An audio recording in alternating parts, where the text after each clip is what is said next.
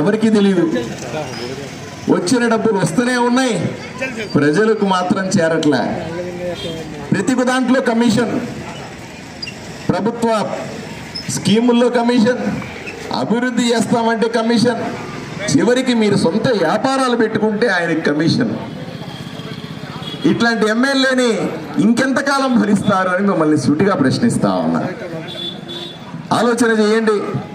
మార్పు కావాలి. ఈరోజు ఆదోని ప్రజలను కాపాడుకోవాలి, ఊరిని బాగు చేసుకోవాలి. మళ్ళీ అవకాశం వచ్చింది మీ అందరికీ కూడా. ఎన్నికలు వచ్చిన ప్రతిసారి కూడా మీకు ఒక అవకాశం వస్తుంది.